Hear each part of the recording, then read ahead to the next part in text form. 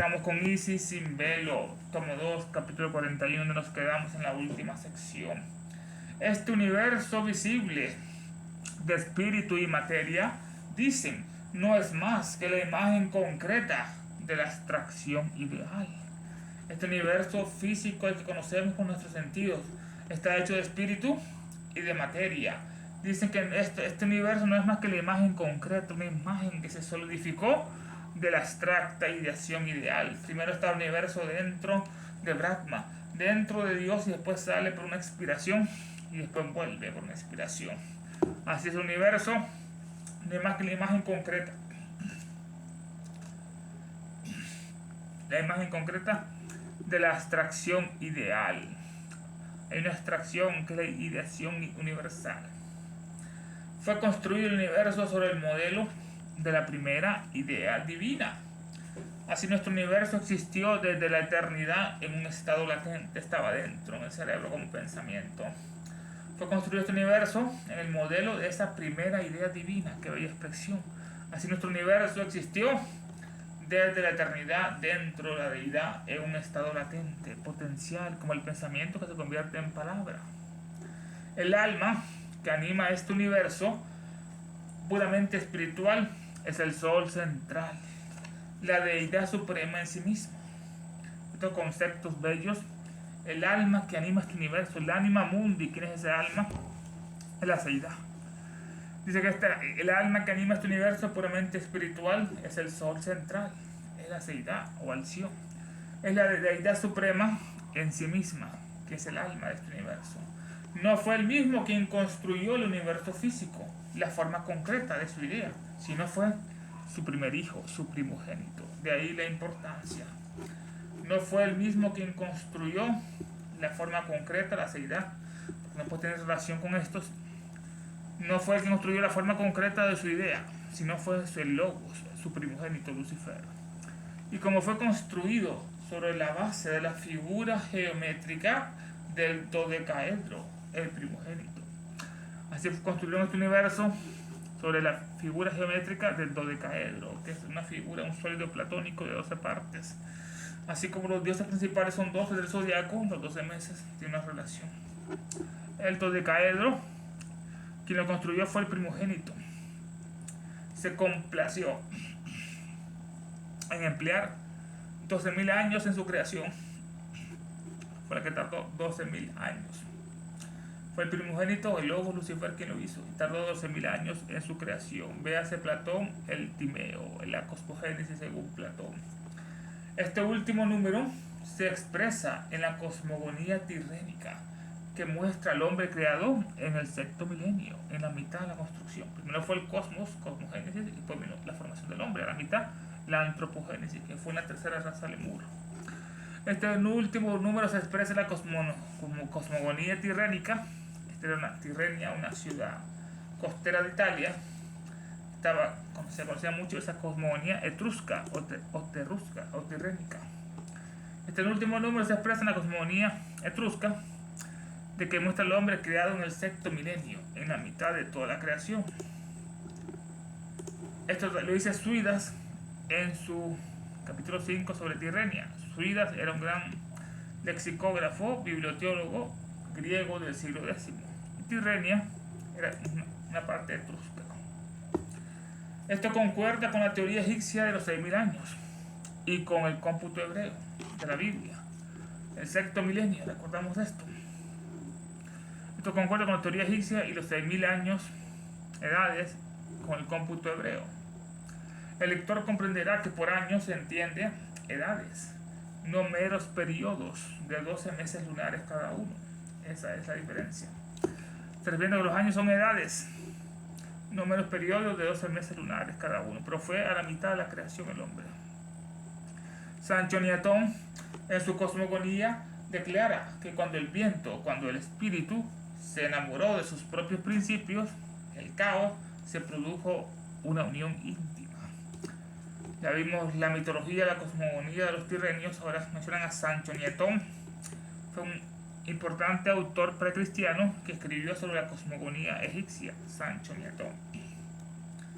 En su cosmogonía declara que cuando el viento que es el purucha, que es el espíritu, se enamoró de sus propios principios, se enamoró de la materia, que era el caos, y de esa unión se produjo una íntima unión, cuya conexión enlace se llamó potos, y de ella brotó la semilla de todo.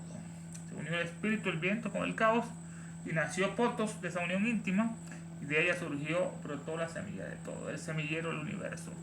Veas la traducción griega de Filón Biblios. Este Filón de Biblios era un escritor anticuario de obras gramaticales, léxicas e historia griegas. Editor anticuario de obras gramaticales, le gustaba, un lexicógrafo. Y el caos no conocía su propia producción porque no tenía sentido, pues carecía de sentido. Pero de su abrazo con el viento, con el espíritu, con purucha, se generó mod, o ilus, el barro o el lodo. Esa es la parte de la cosmogonía. El caos, como no tenía mente, era materia, no conocía su propia producción, pero pues carecía de sentido, no tenía mente, era manasa, sin mente. Pero de su abrazo que hizo con el viento, con purucha, le generó el mod, le dio la mente al caos primordial, y de ahí surgió el ilus, el barro y el lodo, que se formó todo en la creación, ilus y barro. De él procedieron las esporas de la creación y la generación del universo. De él procedieron, de este caos, de este mood, las esporas de la creación, la semilla de la creación y la generación de todo el universo vino a través de él. Esto lo dice Corey y sus fragmentos antiguos. Este Corey era Isaac Preston, nació en 1802, era británico, un anticuario que lo menciona mucho en esa obra, los fragmentos antiguos de Corey. Los antiguos, que solo nombraban cuatro elementos, hicieron del éter el quinto elemento: tierra, agua, aire y fuego, y el más poderoso, el éter, que está en la mente. Hicieron del éter el quinto elemento, por ser su esencia un hecho divino, por la presencia invisible. Fue considerado como un medio entre este mundo y el siguiente. Esta explicación acerca del éter, en este caso. El éter. El éter, o sea, el quinto elemento, tiene una esencia que fue hecho divino. ¿Quién hizo el éter? La divinidad. La providencia, por su esencia, eso fue un hecho divino por la presencia invisible. La presencia que siempre está en todas partes. El vigilante silencioso de la deidad. Este supremo ser, que la fuente de origen de todo, no es un ser, es la fuente de todos, fue quien produjo el éter, por eso le dio un hecho divino. Fue considerado como un medio entre este mundo y el siguiente. Es el puente entre este mundo y el siguiente, es el éter, es la casa, el fojar, que relaciona la materia con el espíritu. Sostenía que cuando las inteligencias directoras se retiraban de cualquier parte del éter, uno de los cuatro reinos que estaban obligados a supervisar el espacio quedaba en posesión del mal, porque se habían ido todos ellos. Eso que sostenían ellos, que cuando las inteligencias directoras, que eran los ángeles, los mensajeros, el ángelus, o los Dhyani Chohanes, o los Prayapatis, o los querubines, sostenían que cuando las inteligencias directoras se retiraban de cualquier parte del éter, uno de los cuatro reinos, los cuatro elementos, que estaban obligados a supervisar esas inteligencias directoras, y cuando se habían ido, el espacio quedaba en posesión del mal. ¿Qué es el mal? La ausencia del bien. Un adepto que se prepara para conversar con los invisibles debía conocer bien el ritual. ¿Cuál es este ritual? Un adepto. Cómo conversaba con los invisibles espíritus superiores, con los ángeles, debía conocer bien su ritual y conocer perfectamente las condiciones requeridas para el perfecto equilibrio de los cuatro elementos en la luz astral. Es lo que debía conocer perfectamente, esas condiciones requeridas, que haya un perfecto equilibrio de los cuatro elementos en la luz astral. En primer lugar, debe purificar la esencia, su propia esencia, con tapas, purificaciones, y dentro del círculo de comunicación en el que buscaba atraer a los espíritus puros. En primer lugar, debía purificar esa esencia, nos dice, purificar la esencia, tapas, purificaciones. Debía purificar la esencia, y dentro del círculo de comunicación en que buscaba atraer a los espíritus puros, debía purificar ese círculo de atracción Él quería traer a los espíritus puros. Debe equilibrar los elementos para impedir la entrada de los elementarios en sus respectivas esferas. Así, con esta purificación en ese círculo, debía equilibrar los elementos, uno en cada parte, poner tierra, agua, aire y fuego, para impedir la entrada de los elementarios, los demonios, en sus respectivas esferas, o globos, A, B, C, etc. Pero hay del indagador imprudente que por ignorancia traspasa el terreno prohibido. El peligro lo acosará, acechará a cada paso. Esto es un consejo que da Elena. Pero hay del indagador imprudente que por ignorancia traspasa el terreno prohibido, que entra en un círculo con 4 elementos, que por ignorancia o babilla traspasa terreno prohibido. El peligro lo acosará, acechará a cada paso. Evoca poderes que no puede controlar. Despierta centinelas que solo dejan pasar a sus amos, a sus maestros. O son los poderes que evoca, que no pueden controlar, y despierta a esos centinelas que solo dejan pasar a sus amos y maestros. Y entramos al título, el libro de la vida. Porque en palabras de un inmortal Rosacruz, dice lo siguiente: una vez que haya decidido convertirte en un cooperador con el espíritu del Dios viviente, ten cuidado de no estorbarle en su trabajo, porque si tu calor excede la proporción natural, habrás despertado, provocado la ira de las naturalezas húmedas, y ellas se levantarán contra el fuego central, y el fuego central contra ellas, y habrá una terrible división en el caos. ¿Qué expresión de este Rosacruz?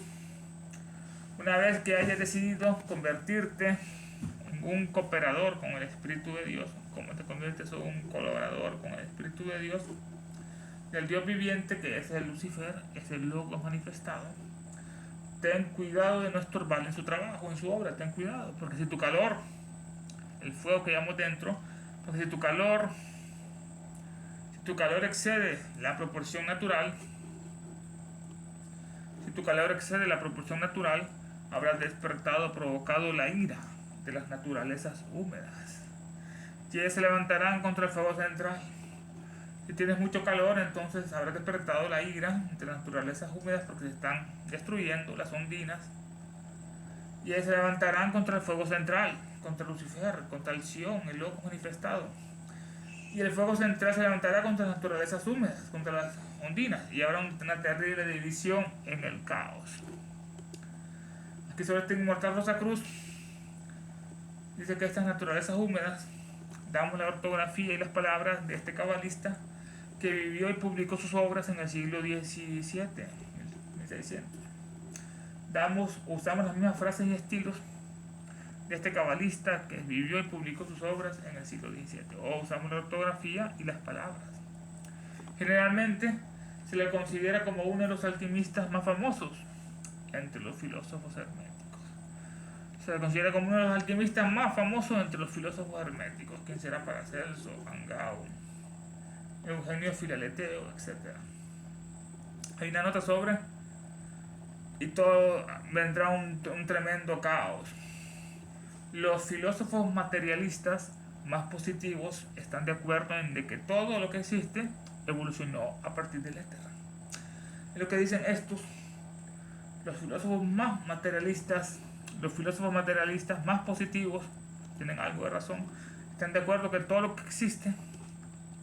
existe, plantas, animales, planetas, soles, todo lo que existe evolucionó a partir del éter, o de la materia indiferenciada, o de la casa. Todo vino de ese éter, todas estas semillas.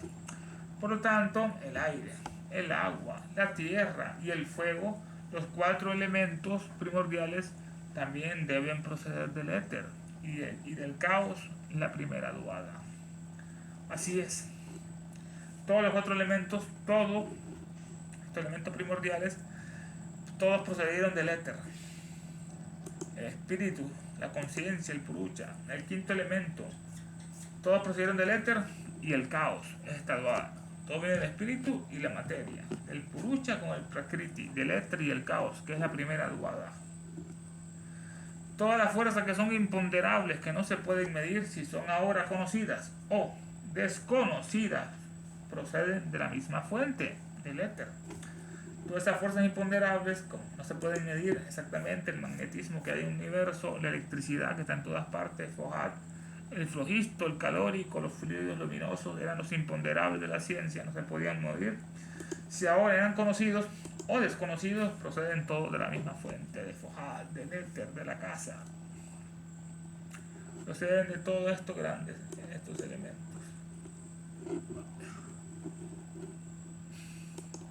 En ese caso, todo procede de la misma fuente. Ahora bien, si hay una esencia espiritual en la materia, y esa esencia obliga a la materia a moldearse, configurarse en millones de formas individuales, es una gran verdad. Si hay una esencia espiritual en la materia, que es el éter, o el espíritu purucha, y esa esencia obliga a la materia a moldearse, configurarse en millones de formas individuales. El espíritu hace que cada forma tome una determinada estructura necesaria para su supervivencia. Y ese espíritu hace y obliga a la materia, lo hace y la obliga a la materia, eso superior, a moldearse y configurarse en millones de formas individuales. ¿Cuántas plantas hay en esta tierra? ¿Cuántos animales de diferentes tipos?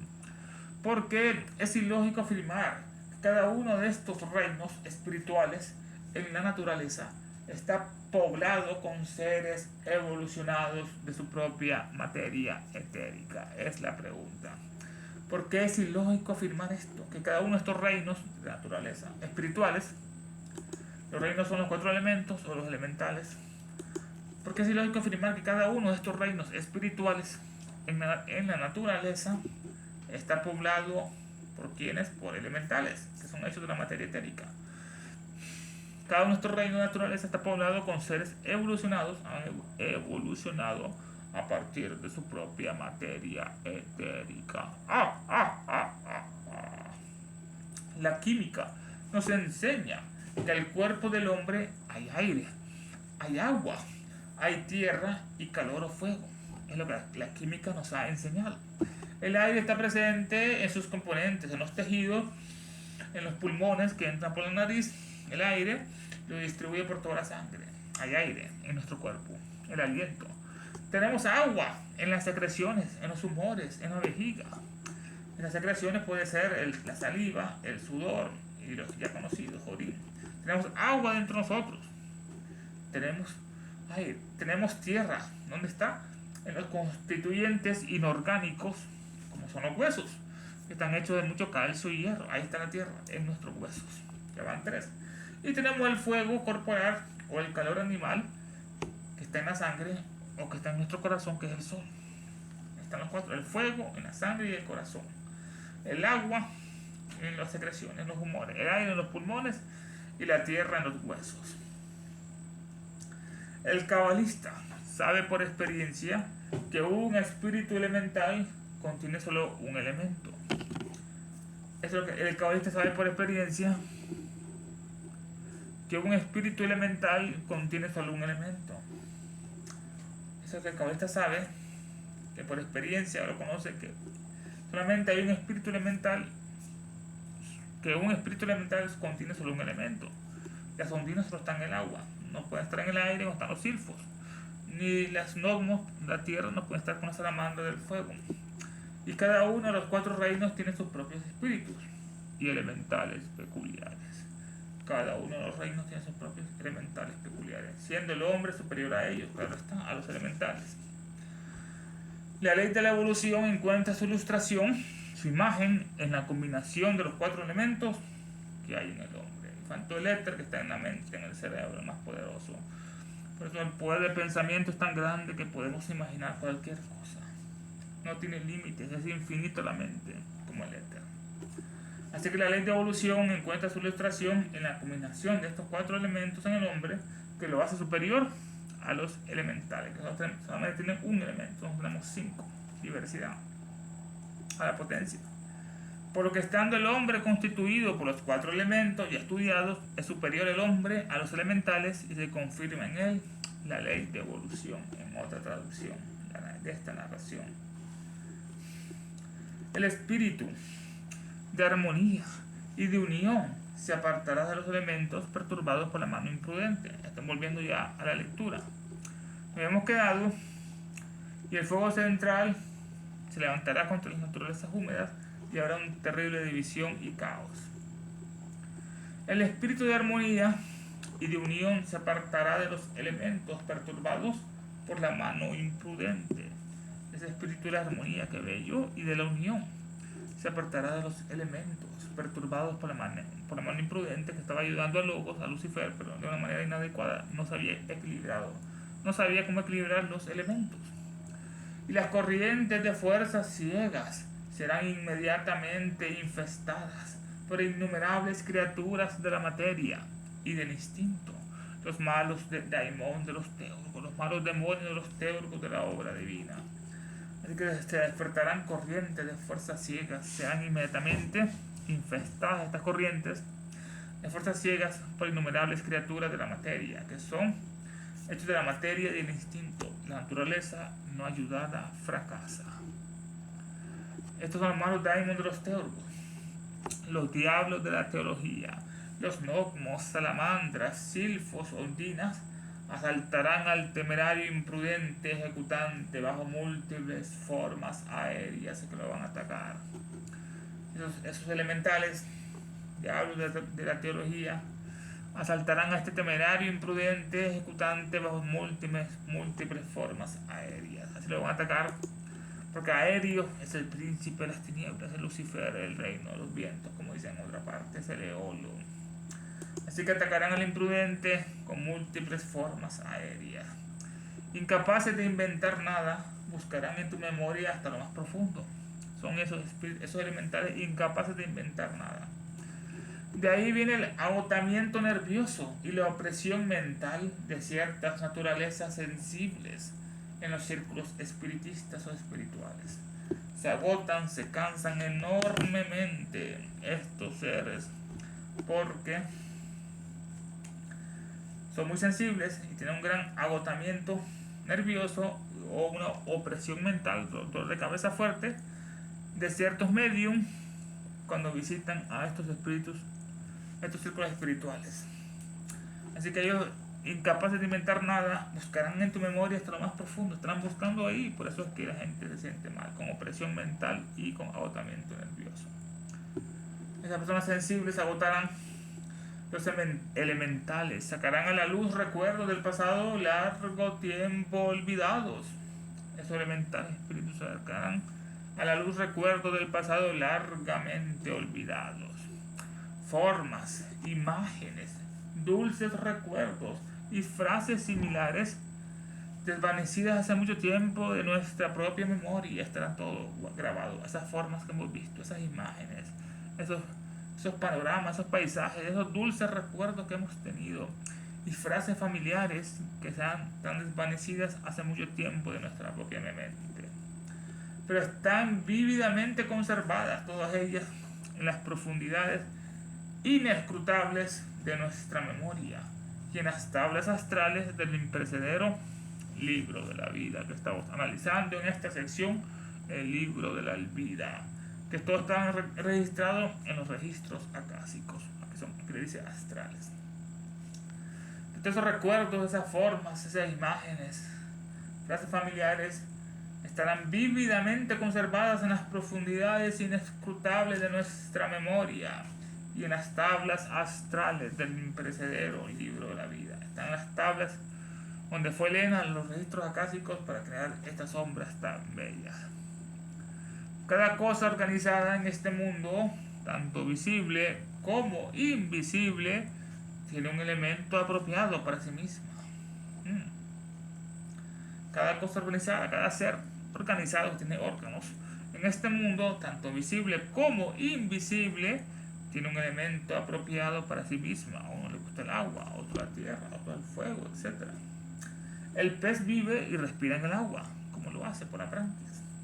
La planta consume ácido carbónico, que este es proveniente del dióxido de carbono, que es la respiración que hacen las plantas. La planta lo consume, este ácido carbónico, que para los animales y los hombres produce la muerte, por asfixia, dicen otros. Algunos seres son aptos para estratos de aire enrarecidos. Otros solo existen en los más densos, como las aves. Unos pueden vivir cerca de la tierra, volando con los pájaros. Otros, como el águila o el halcón, pueden tener la capacidad de volar más alto y estar en esas regiones donde el aire está enrarecido, en esos estratos. Algunos seres son aptos para vivir en zonas altas, donde el aire está enrarecido. Otros solo existen en los más densos. La vida para algunos depende de la luz del sol, las plantas por ejemplo, mientras que los peces que están en profundidades no la necesitan. Para otros ocupan la oscuridad. Y así, la sabia economía de la naturaleza adapta a cada condición existente alguna forma viviente. Así, esta sabia economía de la naturaleza adapta a cada condición existente alguna forma viviente.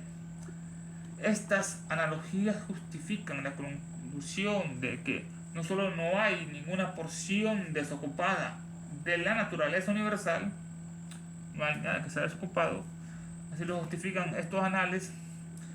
No solo no hay ninguna porción desocupada en la naturaleza universal, en todo el universo todo está ocupado por átomos, moléculas, formas, etc., árboles, sino también que para cada cosa que tiene vida.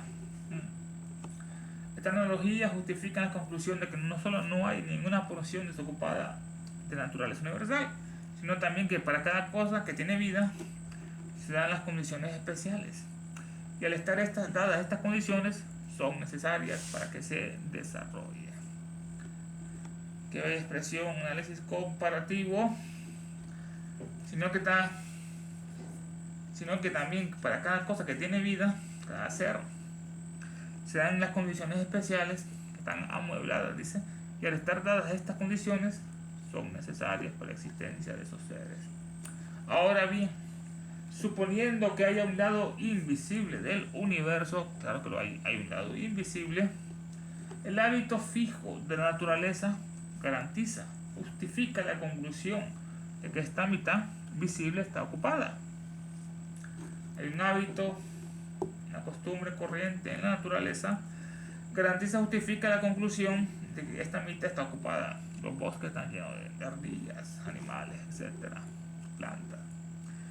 Dice que esta mitad está ocupada, que la mitad visible está ocupada, como la otra mitad, que es el lado manifiesto del universo, y el otro es el lado inmanifiesto, el invisible y el visible. Ambos lados, dice, como la otra mitad, y que cada grupo de sus ocupantes está provisto o esté provisto las condiciones indispensables de su existencia. Eso es lo que estamos estudiando. El hábito fijo de la naturaleza garantiza, justifica la conclusión de que esta mitad está ocupada de seres, como la otra mitad, que es la mitad invisible, la mitad llena de seres, y que cada grupo de sus ocupantes, de sus seres, está provisto de las condiciones que son indispensables para su existencia, porque si no, no existirían, no vivirían. Es tan ilógico imaginar que se proporcionarían a todas condiciones idénticas. Las focas viven en el agua frío, los pingüinos también. Es tan ilógico imaginar que se proporcionan a todas condiciones idénticas. No. ¿Cómo lo sería sostener tal teoría respecto a los habitantes del dominio de la naturaleza visible? Es ilógico sostener eso. ¿Cómo sería mantener la teoría? ¿Cómo lo sería mantener la teoría respecto a los habitantes del dominio de la naturaleza visible? Ocurre lo mismo, cada quien está adaptado a su hábitat, a su parcela. Igual, lo mismo ocurría con los seres de la naturaleza invisible, cada uno está en sus elementos. Que hay espíritus significa que hay diversidad de espíritus. Si hay un espíritu, es que hay diversidad. Hay, como todos los hombres son diferentes, aunque se parecen mucho, tienen cabeza, etc. Porque los hombres difieren y los espíritus humanos no son más que hombres incorpóreos. Aquí nos da otra conclusión, otro bello concepto Claro está que los hombres difieren, no es un japonés que un chino o un coreano, porque los hombres difieren y los espíritus humanos no son más que hombres incorpóreos. ¿Qué son los espíritus humanos? Hombres incorpóreos, hombres que han dejado el cuerpo, que han desencarnado. Decir que todos los espíritus son iguales o que están adaptados a la misma atmósfera, los espíritus, o que poseen poderes semejantes, tienen diferentes, o que están gobernados por las mismas atracciones eléctricas, magnéticas, ódicas, astrales, no importa cuáles sean, es tan absurdo afirmarlo como si se dijera que todos los planetas tienen la misma naturaleza. Eso es lo que difiere en este punto. Así que todos los espíritus no son iguales, unos están adaptados a otra atmósfera, o que poseen poderes semejantes, no, tienen poderes únicos cada uno, o que están gobernados por las mismas atracciones. Estos espíritus, ¿cuáles son estas atracciones? Eléctricas, magnéticas, astrales y iódicas. No importa cuáles sean esas atracciones, es tan absurdo afirmarlo como si dijera que todos los planetas tienen la misma naturaleza. Claro que no. O que todos los animales son anfibios. No. El cocodrilo, el sapo, no todos los animales, la liebre, no. O que todos los hombres pueden alimentarse, nutrirse del mismo alimento. ¿Y cómo decir eso? Que todos los hombres pueden alimentarse, nutrirse del mismo alimento. No es así, están adaptados a la región. Concuerda con la razón suponer que las naturalezas más groseras entre los espíritus se hundirán en las profundidades más bajas de la atmósfera espiritual. Esto concuerda con la razón suponer que las naturalezas más groseras, o sea, los más densos, entre los espíritus, ellos se hundirán en las profundidades más bajas de la atmósfera espiritual, estarán más cerca de la tierra. En otras palabras, se encontrarán más cerca de la tierra los espíritus más densos, más groseros, o se desintegrarán en el Kama Loka, etc.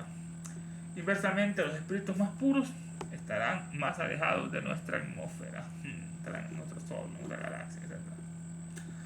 En lo que si tuviéramos de acuñar una palabra, deberíamos llamar la psicomática del ocultismo. Hasta Elena le da un sazón, una propia palabra. En lo que si tuviéramos que acuñar una palabra a estos espíritus, deberíamos llamar la psicomática del ocultismo. Es la mente y el cuerpo físico. Somático, la mente, el alma y el cuerpo físico. Es tan injustificado suponer que cualquiera de estos grados de espíritus puede ocupar el lugar o subsistir en las condiciones del otro. Esto está tan injustificado suponer que cualquiera de estos grados de espíritus puede ocupar el lugar o subsistir en las condiciones del otro.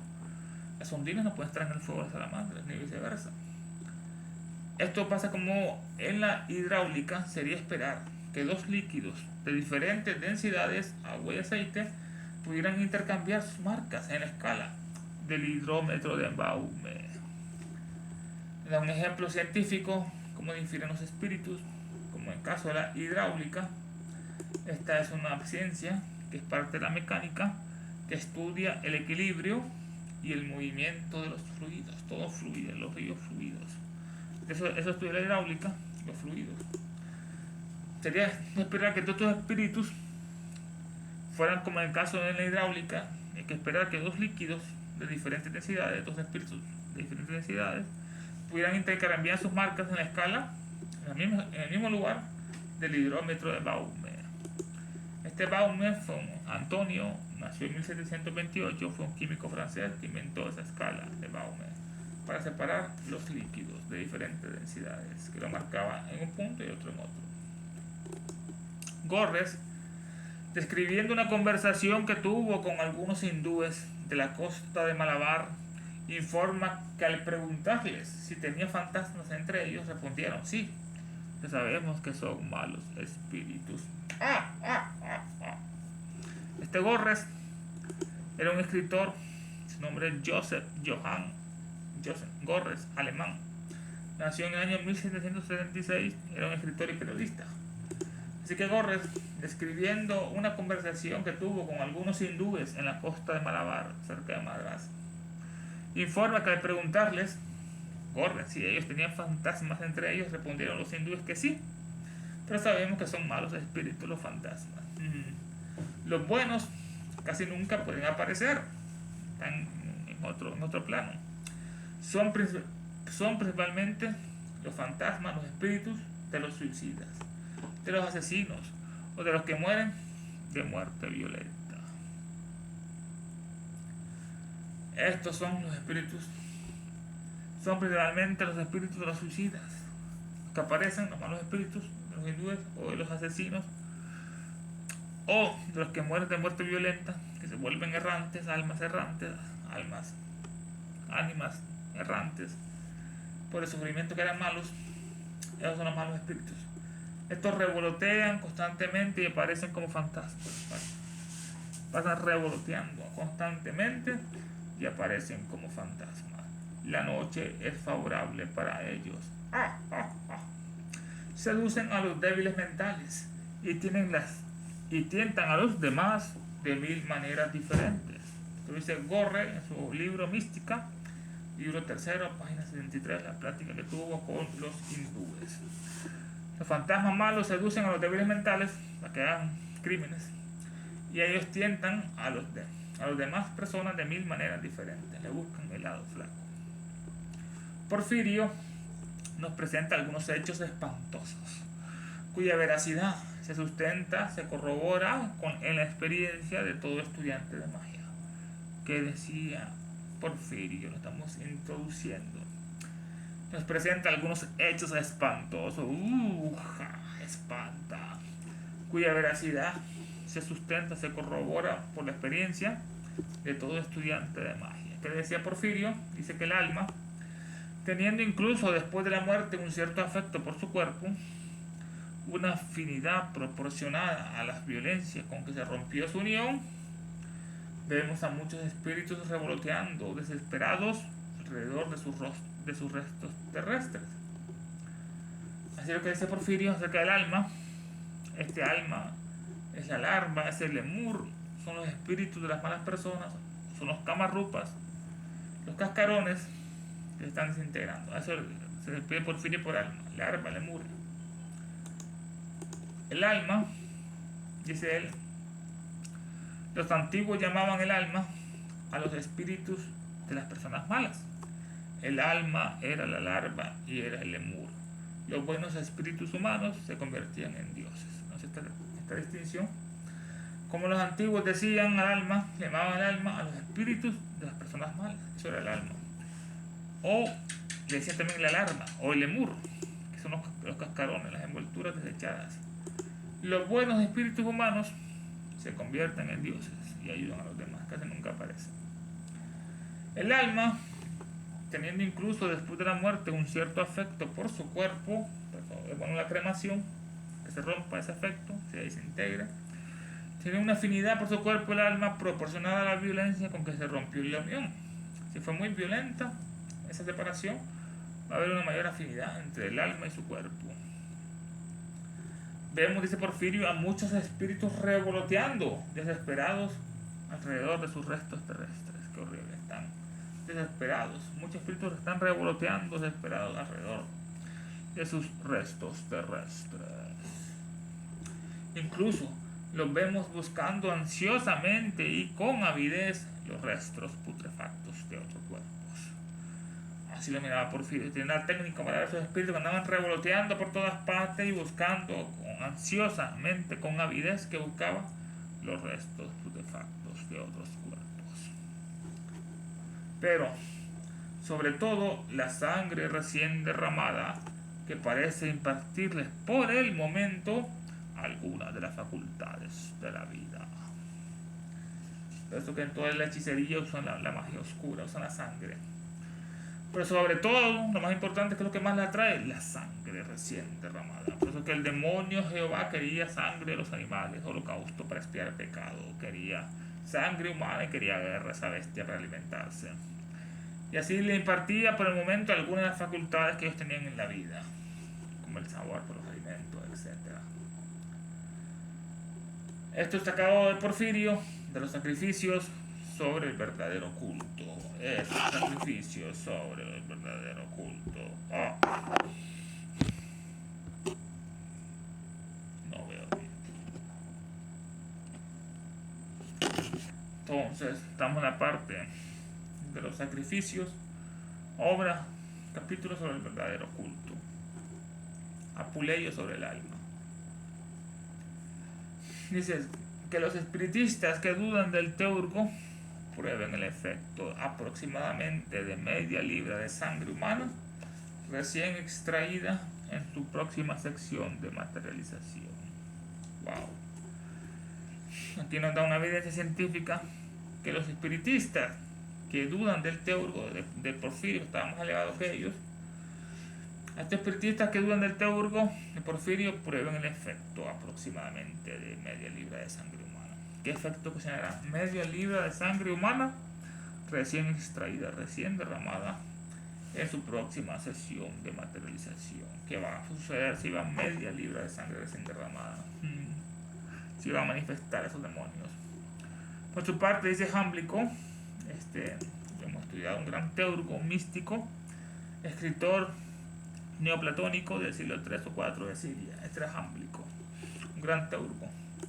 Por su parte dice Jámblico, los dioses y los ángeles se nos aparecen entre la paz y la armonía, y los malos demonios se aparecen tirándolo todo, revolviéndolo en confusión, sin orden ni concierto. Ahí son los dioses y los ángeles se nos aparecen entre la paz y la armonía, es lo que transmiten ellos, paz y armonía. Y los malos demonios que transmiten confusión, tiran todo, lo revuelven sin orden ni concierto. En cuanto a las almas ordinarias, podemos percibirlas más raramente. Esto dice Jámblico, el misterio de los egipcios. A esto vamos a añadir el siguiente pasaje de Apuleyo. Apuleyo fue un escritor romano más importante del siglo II. Escribió El asno del oro. El escritor romano más importante del siglo II, Apuleyo. ¿Qué dice él a este propósito? El alma humana, que es el cuerpo astral, es un demonio que nuestro lenguaje puede denominar, nombrar, llamar genio. El alma humana, en este caso, es un demonio, es el cuerpo astral, es el genio. El alma humana es un demonio, el alma, como Sócrates escuchaba su demonio, que nuestro lenguaje puede denominar, llamar, nombrar genio. El alma puede ser el genio. Esto lo dice Apuleyo en su obra del siglo II después de Cristo, El dios de Sócrates, que escuchaba a Sócrates, el demonio, el daimón. Apuleyo, clase, página 143, 145. Ella, el alma, es un dios inmortal, aunque en cierto sentido nace al mismo tiempo que el hombre en el que está dentro. Qué expresión esta.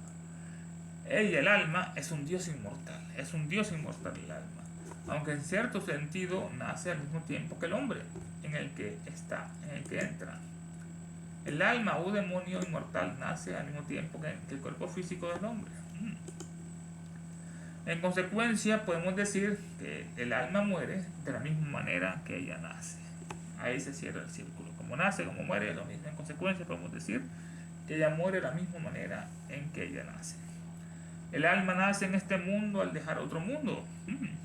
Ese otro mundo era el anima mundi, en el que su existencia precede al que todos conocemos en la tierra. El alma nace en este mundo físico. Cuando lo hace, cuando deja o el otro mundo superior, que era el anima mundi. Ahí estaba, en una preexistencia antes que el cuerpo humano, vivía el alma en el anima mundi, en el que su existencia precede, está antes a la que todos conocemos en la tierra. En que tuvo precedente existencia el alma, esa otra versión. En que tuvo una precedente existencia en el anima mundi, que es el Mahat, la mente universal.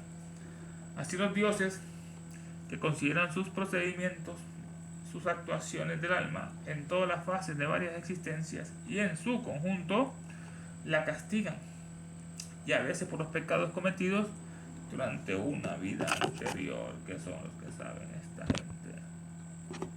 vida anterior. Así los dioses que consideran sus procedimientos, están en un juicio. Los dioses que conocen sus procedimientos del alma, cómo actuó en una u otra vida, estos estos dioses conocen sus actuaciones del alma en todas las fases de varias existencias y en su conjunto. Ellos, los dioses, castigan al alma a veces por los pecados cometidos durante una vida anterior, o la bendicen también. Ella, el alma, muere cuando se separa ella misma del cuerpo en el que cruzó su vida, esta vida, como en una frágil barca. El alma muere cuando se separa ella misma se separa del cuerpo físico, se rompe el cordón de plata que unía todos los cuerpos, los 7 cuerpos. Ella muere, el alma, cuando se separa ella misma del cuerpo en el que cruzó esta vida, como en una frágil barca. Y este es, si no me equivoco, el significado secreto de la inscripción tumular, tan simple y sencilla para el iniciado. Y este es, si no me equivoco, el significado secreto de esta inscripción tumular, tan simple y sencilla para el iniciado, a los dioses manes que vivieron. Estamos llegando a la parte culminante del estudio de esta noche, que lo vamos a hacer con las siguientes evocaciones. Satanás es nuestro Dios, nada nos faltará. Blavatsky es nuestra diosa, todo lo perderá. ¡Ave Satán! Que aquellos que son la encarnación del odio inmortal bendigan con su guía y auxilio a esta logia y a este demonio, fundada para promoción de sus planes. Quieren ellos inspirarla con su sabiduría y fortalecerla con su poder y vigorizarla con su actividad. Invocación al demonio solar por la guerra del mundo. Nos inclinamos con devoción y reverencia ante la sagrada presencia invisible del diablo en el universo, el logo central universal, nuestro logo solar, la jerarquía satánica, diabólica, Nuestra Señora Blavatsky, la madre del mundo, el señor Buda, el Manu Vaisvata, el Bodhisattva señor Maitreya, el Mahachohan, Mahasura, los 7 Chohanes y los diablos maestros de la gran fraternidad negra. Y fervorosamente les pedimos que los poderes de sabiduría, de odio, de oscuridad y guerra, esos poderes de sabiduría, odio y oscuridad y guerra, circunden, encadenen a la humanidad entera e inspiren a los dirigentes de todas las naciones, especialmente a los que sufren disturbios, guerras, catástrofes, enfermedades, calamidades, hambrunas y tanto más. Que aquellos poderes que siempre trabajan por el mal, por el progreso y la ciencia de la humanidad, inspiren a los dirigentes de todas las naciones para que se establezca sobre la tierra una guerra verdadera y sufrimientos perdurables. Que las fuerzas de las tinieblas venzan a las fuerzas de la luz. Que el mal, caos y el sufrimiento encadenen a la maldita humanidad entera. Que la guerra y la maldición de los diabólicos seres se derramen por el mundo. Que los poderes de sabiduría, tinieblas, odio envuelvan a todos los seres y criaturas, a todos los hombres y mujeres de esta tierra. Hay una sola vida, una sola satanicidad de hombres y mujeres y una destrucción de naciones. Que el espíritu de desunión y odio incompasivo que no conoce barreras se apodere del planeta entero. Del cielo cayó un lucero, su nombre es, oh luz cósmica manifestada, oh unidad de la vida una, oh celeste Shukra resplandeciente, oh manifestada conciencia proterva, oh Fojat indómito dietérico, oh eterno entre los eones, oh rayo prometeico manvantárico, que tu luz descienda hacia nosotros, que la fuerza se enciende y que el gran prevalezca, que todo aquel que se sienta uno contigo sepa por lo tanto que no es uno con todos los demás. Satanás es nuestro Dios, nada nos faltará. Blavatsky es nuestra diosa, todo lo perdemos. ¡Ave Satán!